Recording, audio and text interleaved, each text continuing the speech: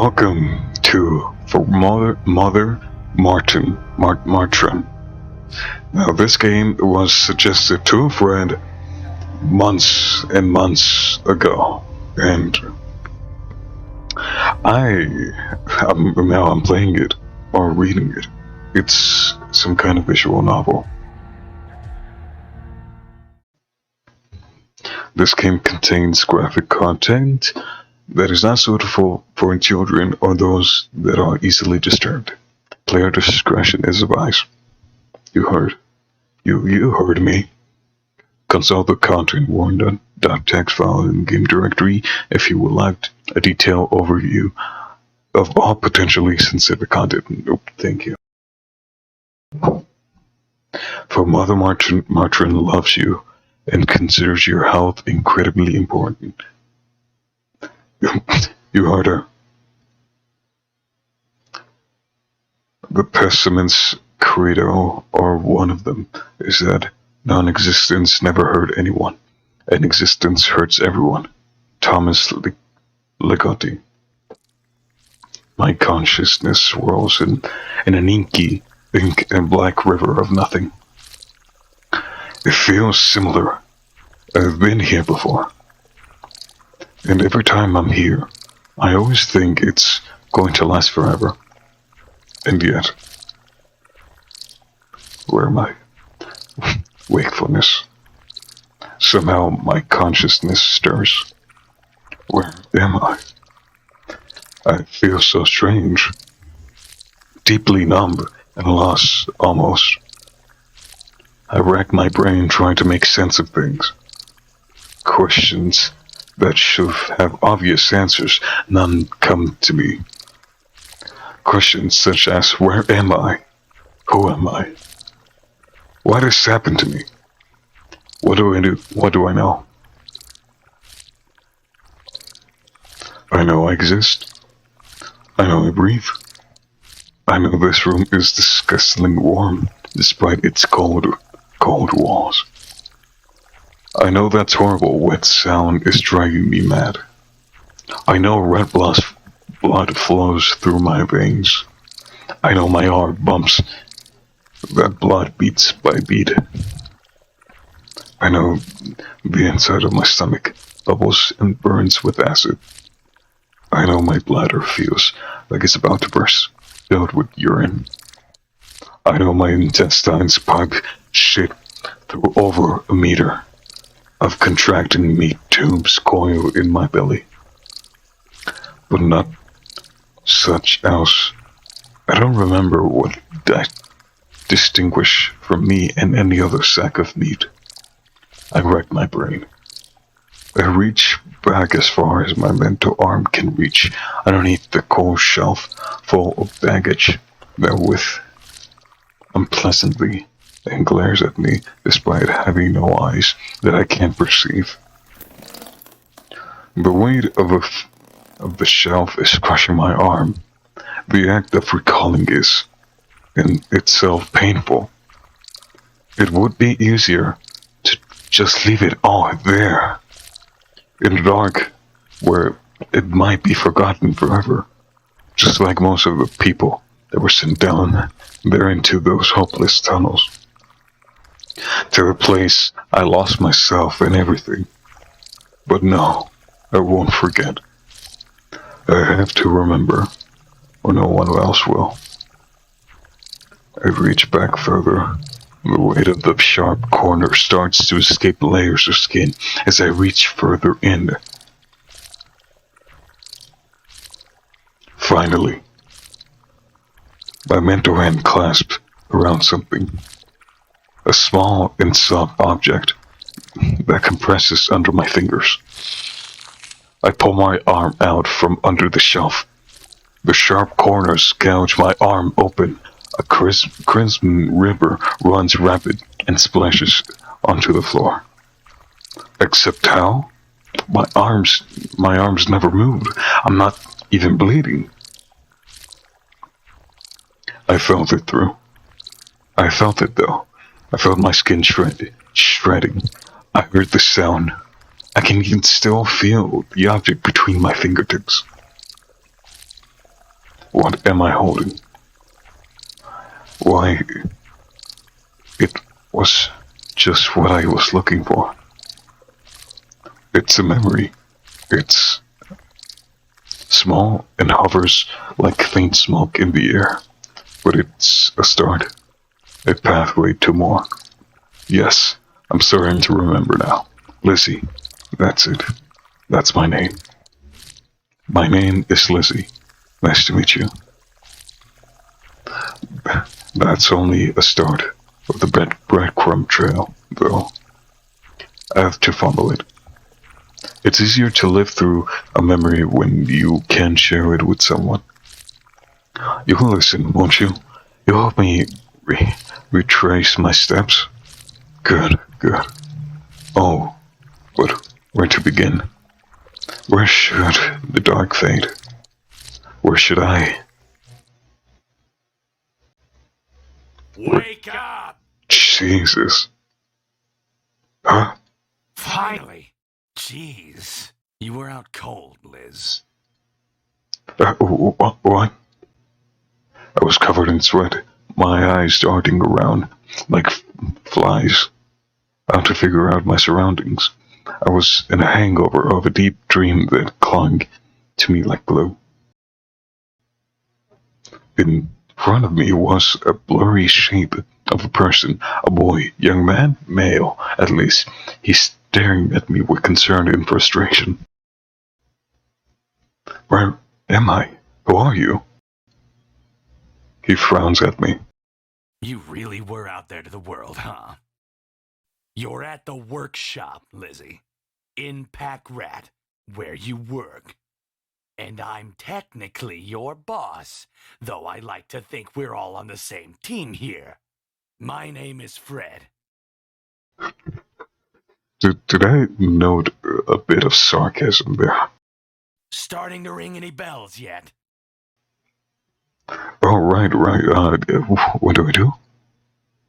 Looking at him now, Fred gives me an impression of a chubby bear. His face almost has a snout.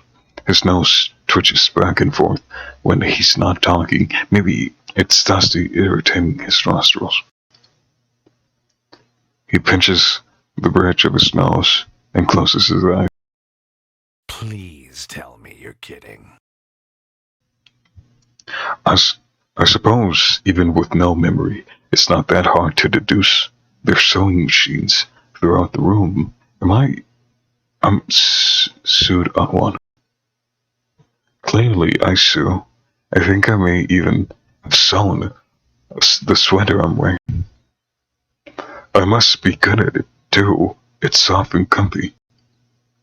Then again, I can't see little scars specked on my fingers, or the scars of experience of scars of clumsiness.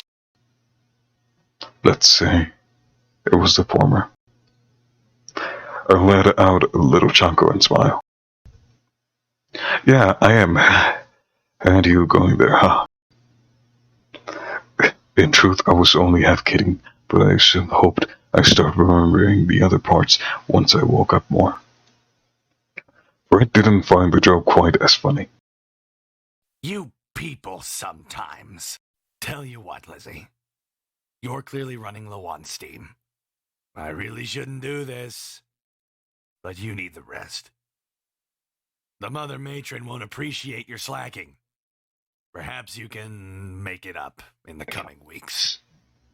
Matron. Go home, get some sleep. Maybe stop by Spruce's clinic too. Get a checkup. You have 2 days off, max. Okay, I'll go home. Except, where was home? Wake up, me. I sat there for a moment trying to remember where to go. Whoa. Lizzie! Yes, sir. Really, I stumbled out the workshop. I feel exhausted to my bones, aches, and throbbing pain deeply seated in my flesh. There is a dreamlike haze resting on the world around me. It feels unfamiliar. Clearly, this is a place I should know. This is apparently where I work. And yet I have no idea where I am. I rack my brain and I pat my pockets, hoping to find a clue. Fortunately for me, there's one. A small notebook. I open it and thumb through. Bits and pieces of starting to come back to me as my eyes scan and scatter diaries, entire notes, and doodles. I finally found the most helpful page.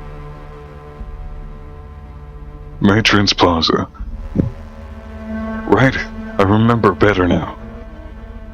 The boss was correct. I was in a pack right now.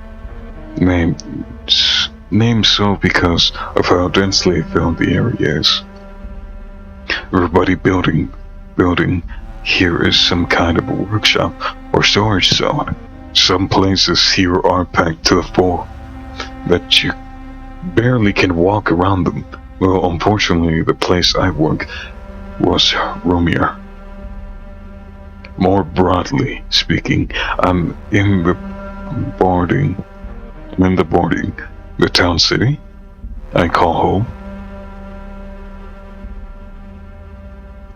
A secluded place enclosed in makeshift walls made from whatever was available: scrap, metal, old furniture, repurposed rubble. Outside the wall is an endless miasma of fog that obscures things. No one's really seen what's out there, and anyone that attempts to explore it, the mist has never returned. If I had to describe this place, I guess I'd say it's like I have empty glass filled with dirty water, and the glass is fragile too. Does that make any sense? Well, it does to me anyways. More broadly than metaphors though, I know where home is now, and I could feel it deep in my bones that I need to sleep. Though the details of the maps leave something to be desired, things past me. I'll figure it out. My memory is just hazy from being so tired. And so I picked a direction and started walking. The winding streets don't make much sense to me, but I follow them all at the same time. All the same, I'm alone, but muffled voices keeps me company. Sometimes muffled sobs too. I try not to focus much on them. I think I used to in the past, but my heart couldn't take it. Nothing I could do, even if I wanted to anyway.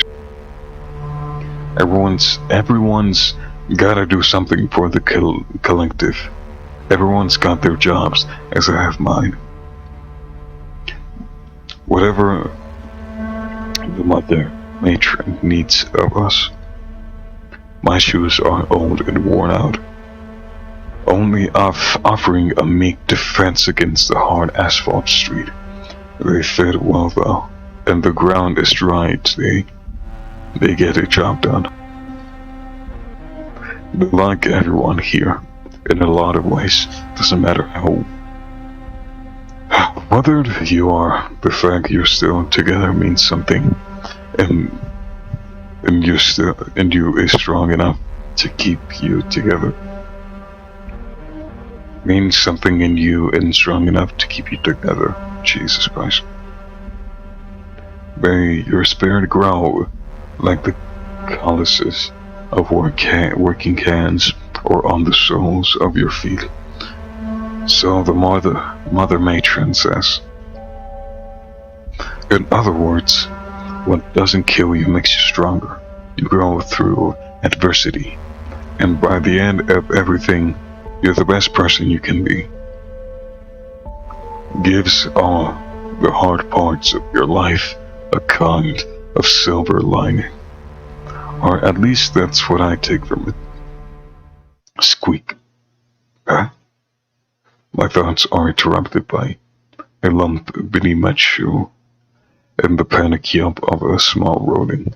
I lift my foot, and the thing scurries back under the grate beneath my feet.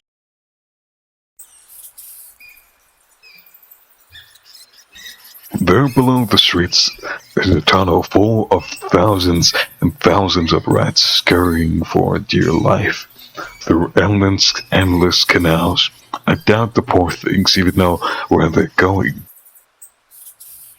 The one I step on somehow managed to climb its way up out of the grating, only for my clumsiness to scare it back where it came.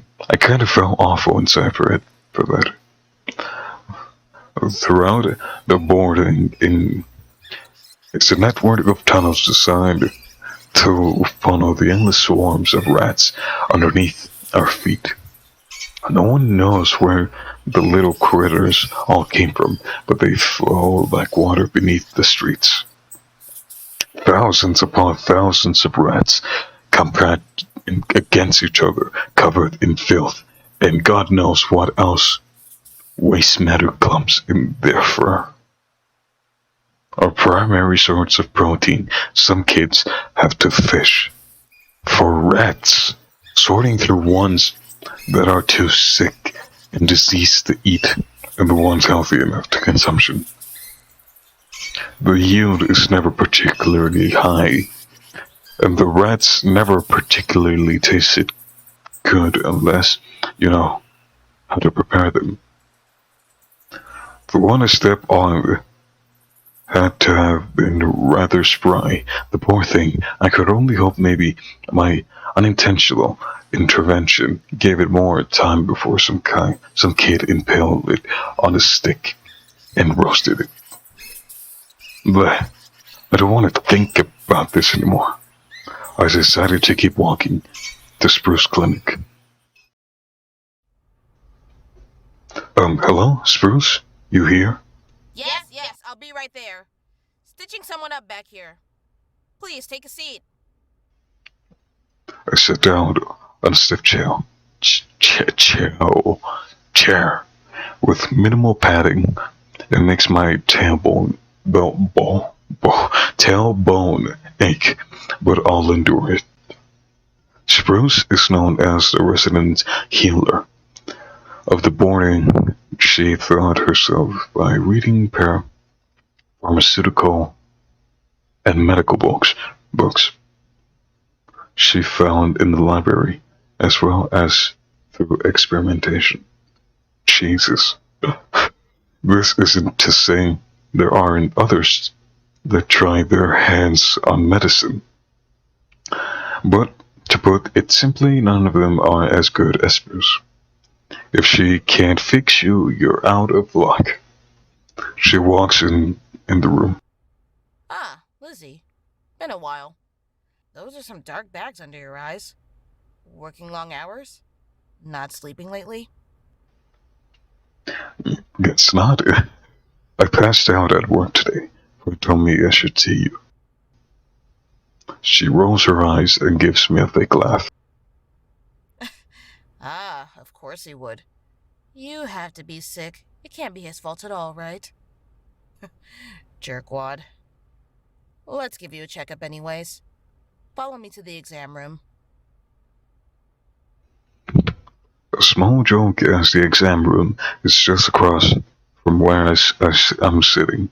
She gestures for me to sit on one of the beds, and after doing so, she does her usual routine.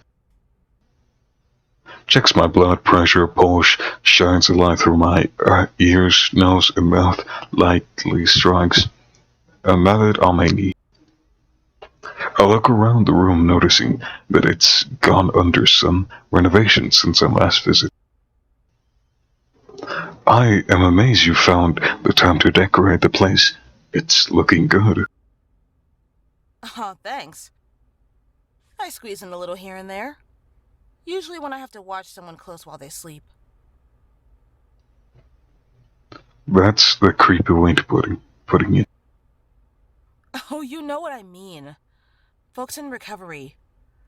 At least a few people that experience seizures. Stuff like that. Anyways, I'm proud of how it's looking. Genuinely can't believe I found that poster in such nice condition. I'm happy with how the Phoenixes turned out too. I look towards the bony fellow at the side of the room. The guy with no head. What about him? Is that a real skeleton? Spruce shakes my heartbeat. Spruce checks my heartbeat and my lungs using a stethoscope. Change fucking Chris. Stethoscope. Nah, it's plastic. A patient that scabs and junks a lot gave it to me as a thank you. Trust me, if I wanted to get a real skeleton, I wouldn't have to look very hard. Jesus. Really wish I had a skull, though.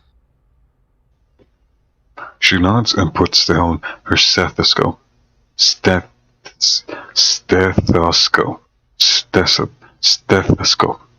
Everything seems good from what I can see. But that's just what I can see. Tell me how you're doing. Anything odd lately? Odd sensations, pain, nausea, shortness of breath, stuff like that?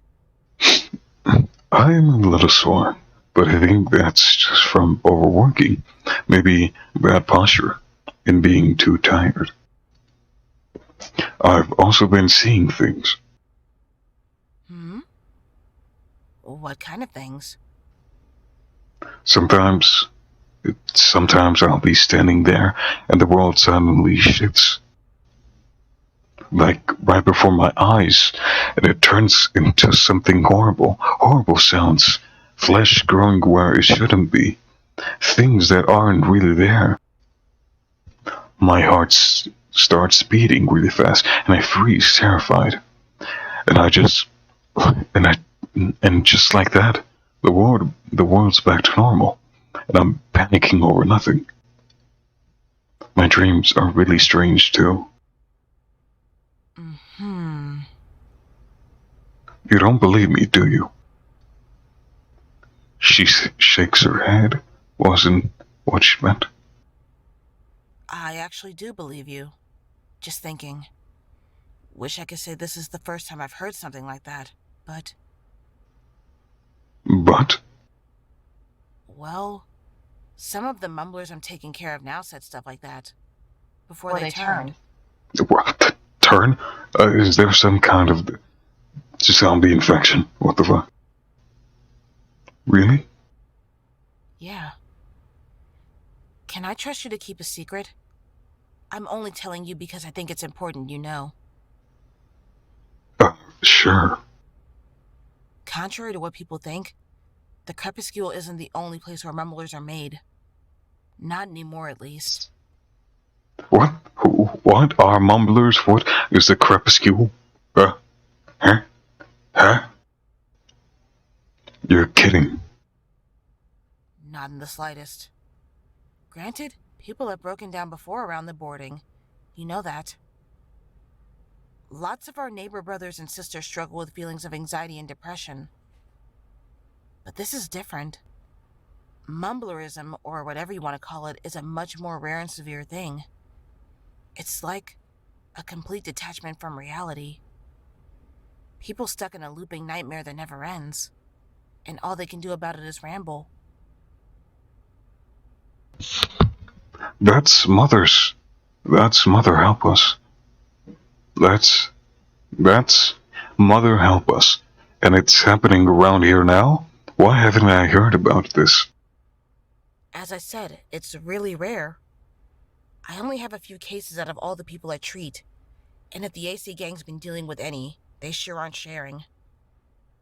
I'm trying to keep it under wraps, as I haven't gotten to study enough people to get a grasp of the emerging symptoms or causes. And I don't want people to panic. Mumblers already don't get the best treatment by most people. Imagine how people would be if they jumped to the conclusion that they're contagious. True. I can see what you mean. To be clear, I don't want you to jump to the conclusion that that's happening to you. You might simply be having sleep deprivation-induced hallucinations, Or maybe some gas from junks is making the air a little funny. Hell, maybe the shit. She stops herself for my sake. I mean, shipyard. Is just more rank than usual. I thought it important to warn you, though. For now, I'll give you some medicine that should help with the anxiety. Stop back for regular checkups, and we can keep an eye on it. See how it develops. What's gonna be in it? What's gonna be in it? It's a mixture of lavender, valerian, lemon balm, St. John's wort, and some other stuff that makes it taste good. My latest and so far most effective concoction, or so my patients tell me. Thanks, Bruce. Anything else worrying you today? No, I think that's it. Bart gave me some days off to go to sleep, so I'll go do that once I leave. Alright, that's good. I don't see anything else abnormal with you, so I think we're done. Oh, I'll give you some tea that you can drink that can help you fall asleep if you have trouble, just in case. While I go get stuff together for you, can you run that bucket of food over there to the shack out back? The Mumbler Shack. Yeah. It's about lunchtime, and they need to eat. Would you mind? No, not at all. Great, thanks. There's keys hanging up by the door. I grab the bucket, which is full of some carefully assembled sandwiches, wrapped in paper, and bottles of water. I exit through the back door, which leads to a small yard with a small, roughly shed-sized building, maybe slightly larger than that. I've never liked coming back here. As ashamed as I am to say, it's always good to help the mumblers, but I mean, I can kind of hear them from here. It's very unsettling. Just endless word salad. If you try to parse what they are saying, you get those horrible beginning of what I am dyslexic for some reason, of misery that you wish you could unhear. They can't help it though, and I shouldn't feel threatened even if I find it uncomfortable. Mumblers are harmless. I repeat that to myself as I unlock the shack door to enter. Inside is somewhat cramped, but generally well-kept room. Some bodies are sleeping, others are sitting upright on the bed or standing near the corners. None of them notice me. They're lost in their own nightmare loops. Gosh, poor things. I really wish I knew how to help them. These people deserve better. Most of them were selected by Mother Matron to brave the horrors of the crepuscule, a labyrinth of darkness that lies beneath our homes, full of terrors that are kept at bay by a locked tunnel. Jesus fucking Christ! I can't hear my own thoughts. No one really knows why the Mother Matron sends people down there, or what they end up finding, but you can see the effect it has. At least one of the ones that made it back home alive. I shudder to consider what could have happened to the poor souls that then returned. I can only hope that they've passed on peacefully, and whatever ended them was swift and painless. I ponder almost if that end would be preferable to what the mumblers go through now. They're alive, but can you call this living? He couldn't take it anymore, and he used a rock to crack his head open like an egg. What the fuck? And these ones here in Spruce Scare are the lucky ones. Many don't get the help they need. Some are hurt, bullied, killed at least once. People call them wastes of space, drains of our ever dwindling resources, mouths to feed that can't contribute to anything meaningful, or so people say. But there are people, they didn't choose this to be so broken. They need help, they need love. I want I would want people to take care of me if I end up like this. I don't know. Maybe that line of thinking would lead us to starve to death someday. Would my morality hold up when my body is dying from weeks of no food? Can I eat the concept of doing the right thing? I would like to think, though, that it's preferable to die because of the good things you did, rather than to survive because you gave up your humanity and compassion. At least right now, I feel that's the choice I would make. Anyway, I've been kind of standing here holding a bucket of sandwiches and water for a while. While I was lost in my thoughts, my arms shouting at me to give it a break. I dropped the bucket in the middle of the room. Do they like come? Do they like come get the sandwiches and water themselves? Does Sprouts feed it to them or later? Uh, a question I seek an answer to another day. I leave gently, closing the door behind me. I get my medicine from Spruce on the way out of the shed and head home. Feeling my body already starting to power down, I walk through the door to a house, ready to throw myself on the mattress before something catches my eye and freezes me in my steps. Resting on top of my bed was a paper envelope with a red wax seal, embezzled with the Matron symbol. My heart sank to the bottom of a deep dark canyon inside me, and bile began to bubble and churn violently in my stomach.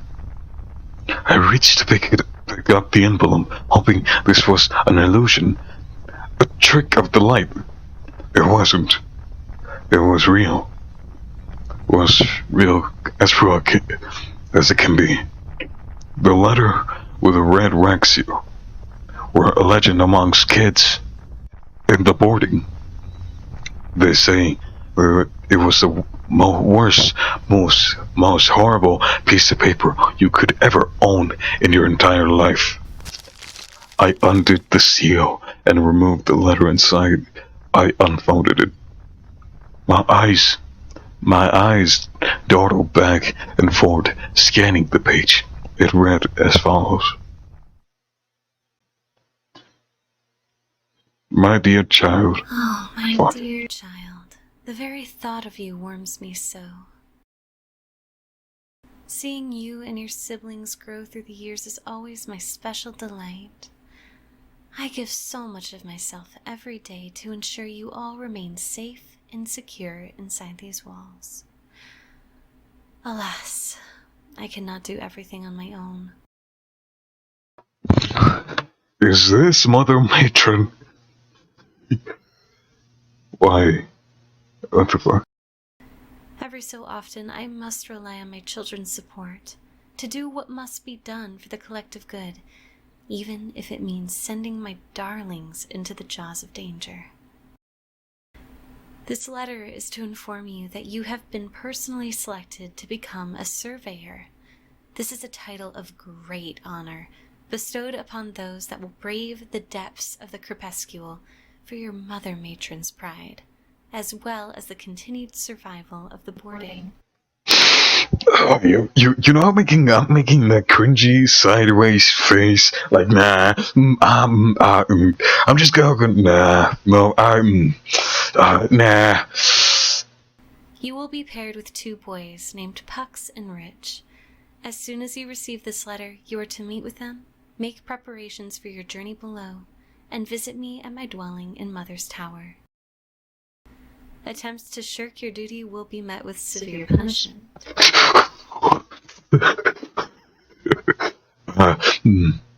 I guess I have no choice.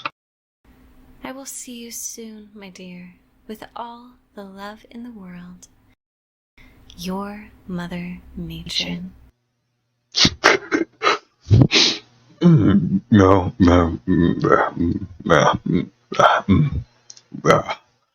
I stare at the letter. My legs begin to wobble. My hands start tremor. The letter floats to the ground like the way they describe leaves in books. I start breathing fast and hard. My entire body quakes. My eyes roll back at my skull as I pass out and collapse on the floor. What the fuck? Ah, I'm back here. Did I die? Was that everything? Was that the end of my memory? And kind of abrupt. What? Did you ever hear the story about the girl in the sweater? No. Of course not. It's still being written. A year it gets downright grisly. I'm so excited. Interesting. What the? What is this thing? What am I? What are you? What is anything?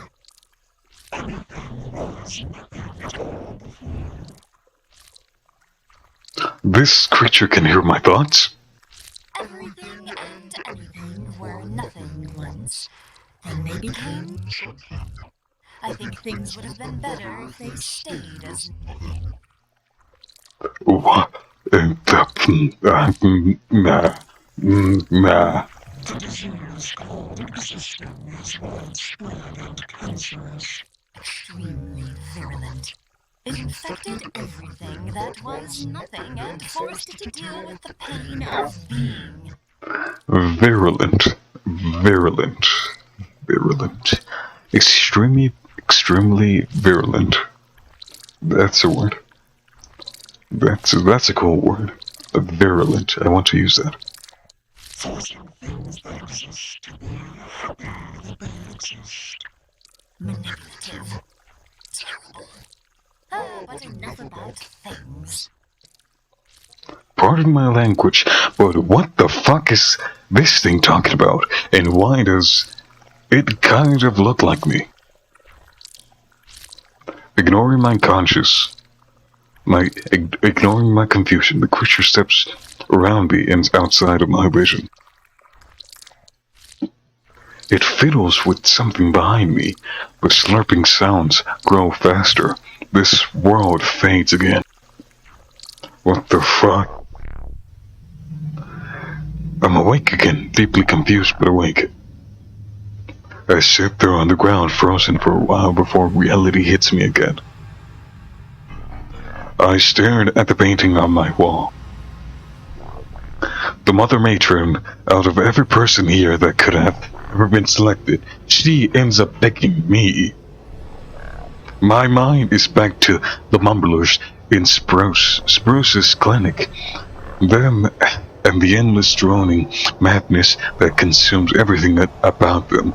Entire people with dreams and personalities, erased by trauma. Why me? I think back to how I was supposed to work in a few days, how I was supposed to visit Spruce again, to make sure I was better, to keep living longer. No matter what I wanted to do, the decision was made for me. Mother needed me. I was not the kind of person that wanted to find out what happened when Mother disappointed. But where to begin? After some thinking, I decided a good place to start would be asking my neighbor sisters. There are a pair of twins named Janie and Katie. I like to think we were pretty good friends, and I was glad to have them as my neighbors. I approached their front step, Katie was reading a book with a faded cover while her sister painted her nails with jet black nail polish. Hey, Katie! Hey, Janine! What? Okay, don't let me speak. Hey, Lizzie. Hey, Lizzie. You seem chipper. I thought you'd be more gloomy. What do you mean? Oh, well, I saw the poster come by and drop something off at your place. They don't come by that often. Surprise, the mailboy doesn't want to visit the shit zone. Oh, I didn't explain that, did I? Well, you saw on the map, my home in the place called Shipyard, right?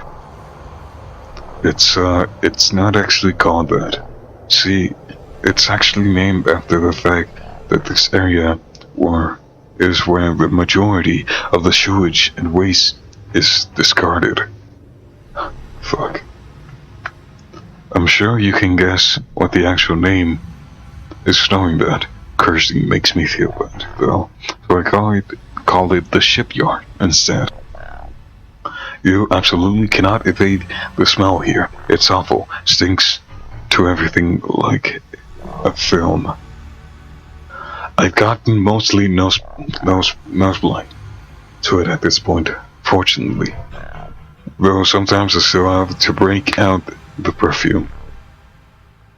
Is it one of those letters? Yeah. Red seal.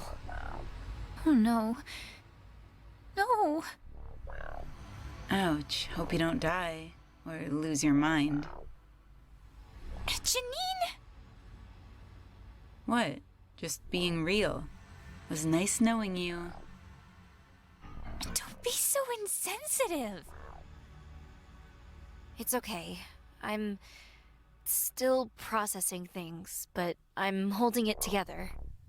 I still have things to do before I go. Anything we can help with? Well... Should I ask him anything? Did he advise? Do you know anything about the crepuscule? What's the mother matron's like?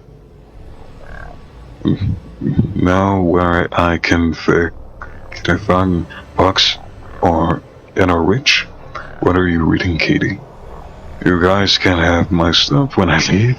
Now I have everything I need. Any advice? Lucky you. I had a phase where I read nothing but books about surveyors. Just in case I ever got picked, you know? The mother matron wrote some books on them that you can find at the library.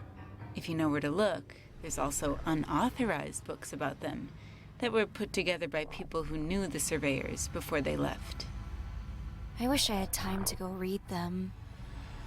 Honestly, they're kind of dry and sad. Probably better to get the highlights from someone else. Best advice I can give you? Preparation is key. Try to be ready for everything and anything. Also bring something sharp. Hope that helps. Okay. Thanks. Do you know anything about the crepuscule? Sorry, I don't think I know much more than you, I'm afraid. Yeah, the books never really went into what's down there. The mother matron never really talks about it other than how dangerous it is, and there's not any first-hand accounts of it to go off of. The most anyone seems to know is that it's like an endless series of tunnels with dangerous creatures inside. Some people say the crepuscule is constantly shifting and morphing, almost as if it's alive. But that's just a rumor. Again, no first-hand accounts. Crepuscule. Bruh. I cannot. What's the mother matron's like? Janine gives me a puzzled look. I thought you were a fan of hers. A fair point. I guess it's odd for someone that has a framed painting of a person to not know much about them. I mean, I look up to her and read the scriptures like most everyone else, but It's different than meeting her in person. She nods understandingly, then shrugs. Fair enough. Unfortunately, I've never met her, so I wouldn't know. Katie shrugs with an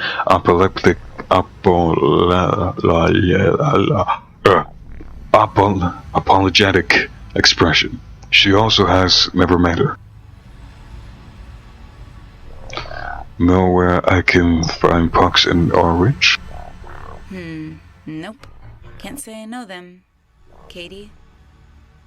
Me neither, sorry. Maybe you should ask around the market? I'm sure someone there would know. Maybe try meeting Marissa. She's a little, odd.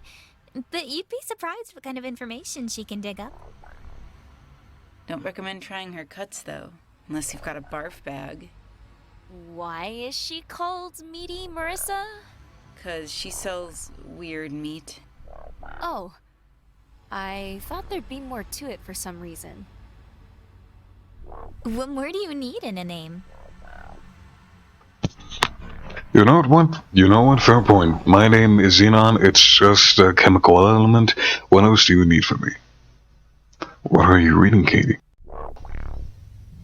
I can't help my curiosity. I don't know how relevant it will be to me, but I want to know. I try to peer over her shoulders and read the book along with her, but the position is awkward. Katie can't help but notice. Katie looks up at me, smiles and shrugs as if to say it's nothing that interesting, but go ahead. She hands me over the book, keeping her hand on the page she was on. I grabbed it, holding it in the same spot so she wouldn't lose her place. The cover is nondescript, save for some initials on the spine. Might have a dust of jacket or something before that bore the title. What? That bore the title. But that's long gone, I'm sure. And I have a hard time following it. Lots of names I don't recognize. Something about the name Nyx and people or creatures hard to tell without the context they gave birth to. And then people that those children gave birth to. Must be some kind of fantasy novel or something. Doubt it has much relevance to my situation, or if it does, I sure can't see it.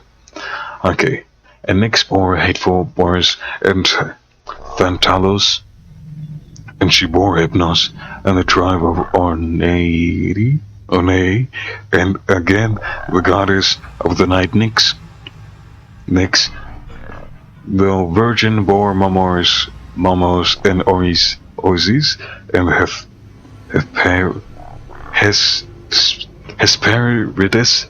Asparagus, who guarded the rich golden apples of trees bearing fruits beyond the glorious ocean. Also, she bore the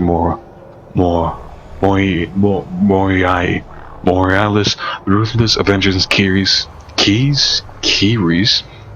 and so named Close, and Larches, and Atropos, who gives men and the birth both good and evil and good, and they pursue the transgressions of men and gods, and these goddesses never cease from what is it gonna be? What?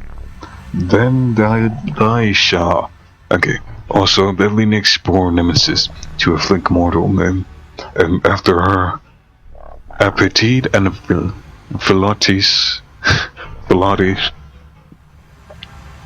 and hateful Garrus, and hard-hearted fuck.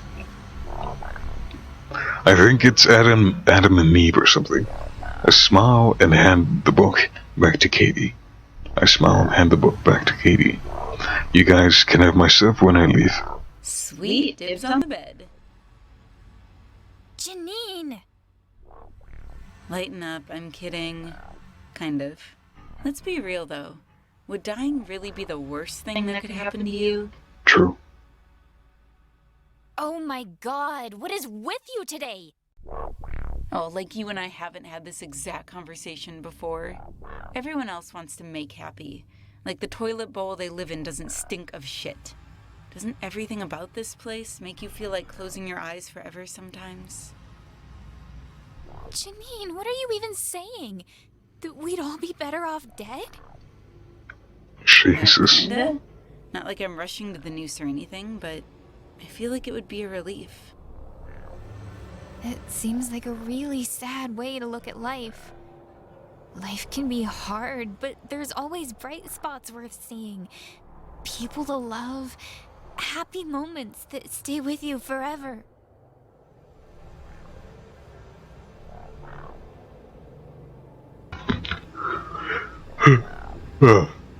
I'm sorry. I'm being bored of all of this kindness. Katie doesn't see it, but Janine gives I don't want to say, but jerking off motion while rolling her eyes. I can't say she doesn't have a point, though. I mean, I know where things are heading. Maybe it's better I make peace with it. Don't talk like that, Lizzie. You're going to come back. I know you will. Katie, you know that no one has... It doesn't matter. You'll be the first. You'll make it back in one piece. Even if you don't believe it, I do. I believe in you, Lizzie. Katie... For what it's worth, if anyone was to ever make it back, I think it would be someone like you. Yo. Still got dibs on the bed, though. And I think that's it. Let's leave. Alright. Thank you guys for your help. I should get going. There's a lump in my throat. I swallowed and talked it through. It was really nice knowing you guys. Suddenly, Katie embraces me tightly. After a moment, she looks at me with twinkling, moist eyes. Lizzie, you better come back. I'll never forgive you if you don't. She holds me for a moment longer, burying her face into my chest. Before she can stain it with her tears, she pulls back. I can't think of the right words to say, so I simply smile at her and say thank you. Janine simply gives me a gentleman wave. It's subtle, but I know that's something she rarely does for people. Take care, Lizzie. We'll be rooting for you. The atmosphere was chaotic, as people rushed in and out of buying food and other supplies with their allowance. I felt my sense bombarded by the endless chatter and my myriad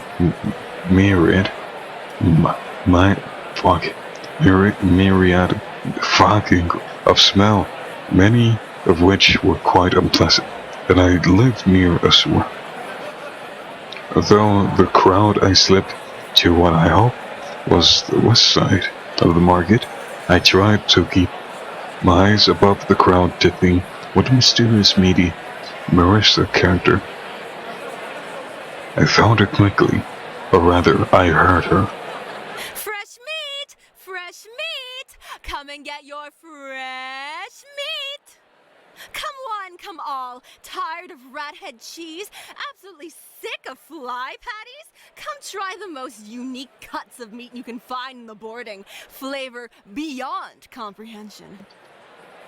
Then she finds me, her eyes locking on me like a hawk. You there, the beautiful lady with the sweater. Come, try Meanie Marissa's signature cuts, name pending. Wait, what? Against my better judgment, I stepped towards the stand. I'm pretty sure I found her, but I ask anyway for confirmation. So, you're meeting Marissa. I've been looking for you. I see my reputation precedes me. Another eager customer looking for the most scrumptious, sumptuous, munchous meat. You will be disappointed. I guess she loves her meat. Before I say anything, the strange girl dangles a fat of slab of meat in front of my face. What the fuck is this? What the I can see tumors in it. I can see the tapeworms coming out of it. What the fuck is this? Feast your eyes before you feast. Literally. Once you get a glimpse of my cups, you won't stop drooling. Don't worry, I provide for your napkins. The strange slab of flesh in front of me has some kind of marbly and grayness to it that is downright repulsive to the core. My stomach immediately twists itself in knots. What kind of meat is that? I told you! It's the tastiest and most unique meat in the market. Yep, that doesn't explain anything. No, I mean, like, where is it from? From my supply, of course. You think I resell other people's cuts? Ha! The nerve. No, that's not what I meant. Like rat meat or other kind of meat I've seen come to think of it. It looks strange. She puts a finger on her lip and lets out a shh. Trade secrets for investors only. You know what isn't a secret though? How delicious it is! Read the reviews. She thrusts a long piece of paper in front of my face.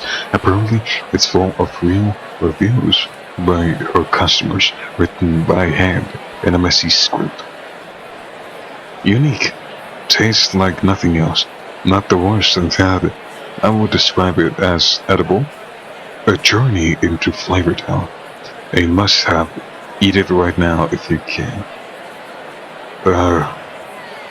She withdraws the review scroll. Come on, it's only 30 Jirok. Savor the flavor. Doesn't it look succulent, mouth-watering? Doesn't it get that stomach grumbling? The voice acting in this is impeccable. Beautiful voice acting.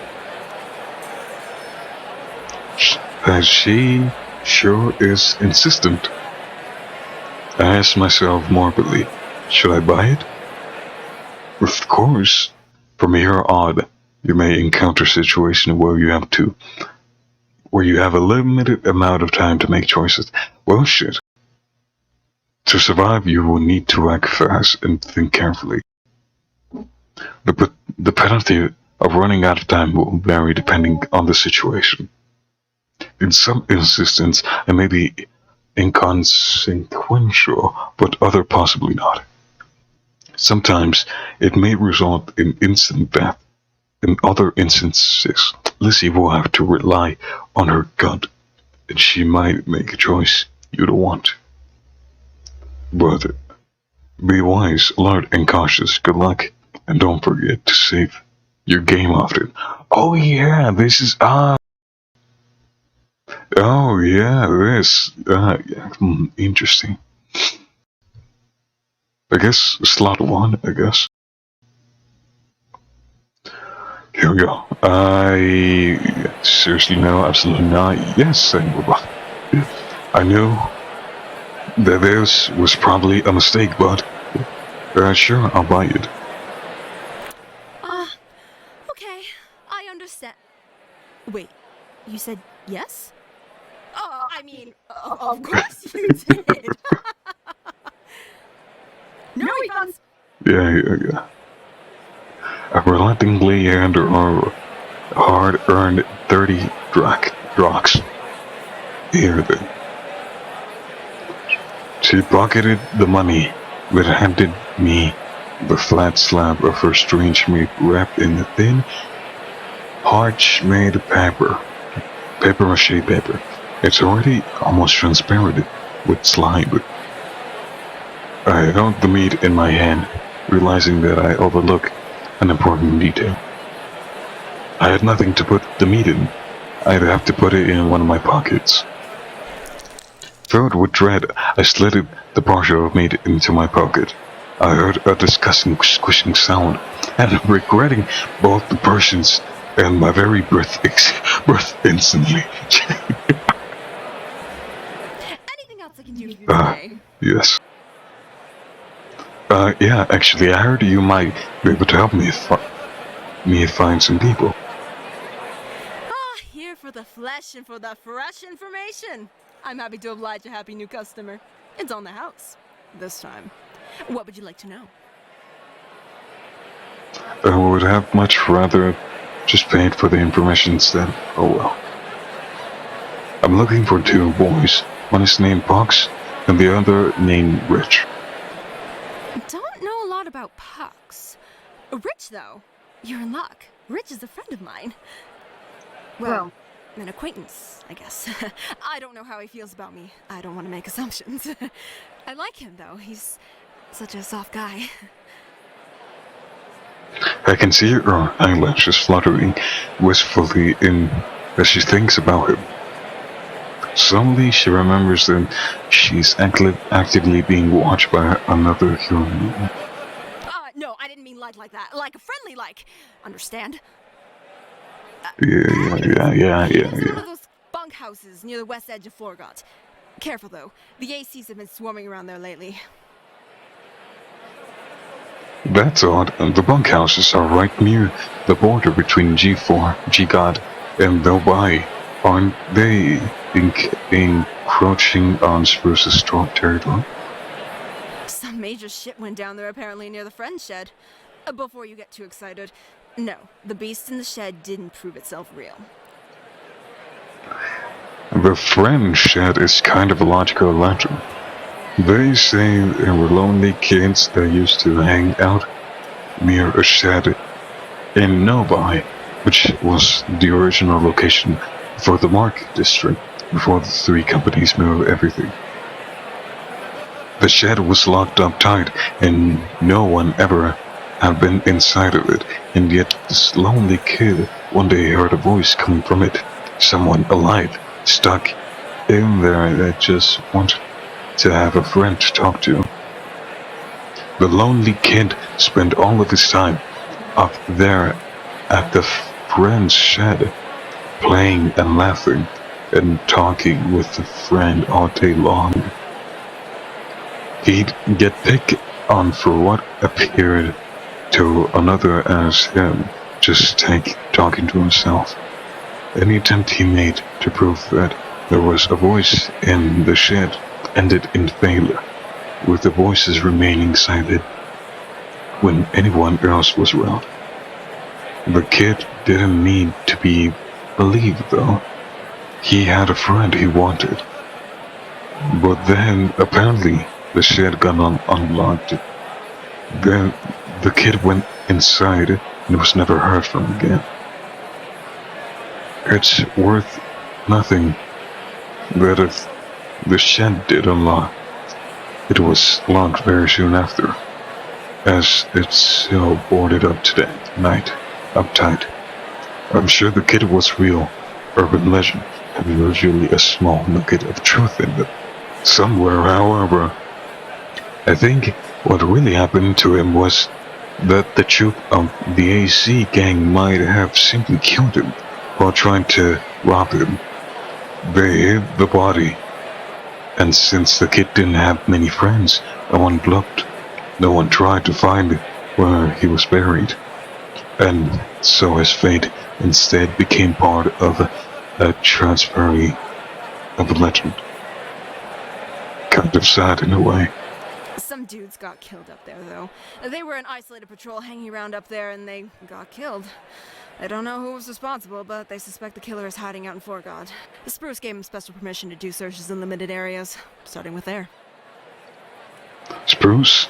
Spruce is the unofficial mayor of Forgot, and she's backed by a peacekeeping institution that calls themselves the Four-Leaf Clovers, given the AC's violent tendencies and selling of drugs. They don't get along. So, for her to allow them to look around and forget is really abnormal. Something terrible must have happened if she's willing to give them inches. Personally, I think it might be a ploy they made up so they could slyly expand their reach.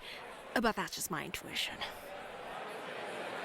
Surprised I didn't hear about any of this until now. AC's gotta project an aura of being in control if they want people to take them seriously. It makes them look bad if they can't handle some punks slicing their boys apart deep in their own backyard. They're trying to keep it under wraps until they get the guy. I see. Anyway, back to Rich. Can you tell me where he lives? Ah, right. Got a map? I can show you where it is. I hand her my hand-drawn map. She furrows her brow a little at it, but regardless marks the spot with an X. As for Pucks, as I said, I don't know much about him. I think he lives in Junks. But good luck finding him. Place is big and he mostly keeps to himself, it seems. Don't know what kind of brain damage you'd have to live there, though. Maybe that's mean. Something generally might have fallen on his head over there. I probably shouldn't say things like that. I understand what you mean, though. Odd to want to live in a place where garbage and junk falls from the sky. Not that I have much room to talk, I guess. Because you live in the shityard, right? I feel sorry for your nose. Honestly surprised you don't smell worse. I have a smell? What? You didn't have to say all that. Anyways, I think I have what I needed for now. Thank you so much for help, Marissa. No problem!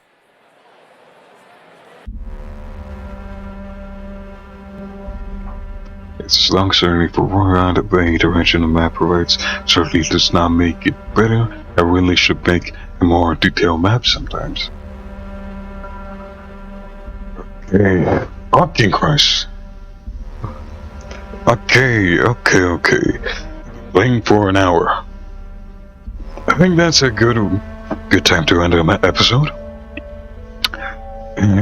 About this visual novel game, storytelling, choose your own story, it's mighty impressive. Love the voice acting, love the characters, love the introduction of how you live in a shithole and you just try to keep it all to yourself. And I love the main character, Lucy, that she's having these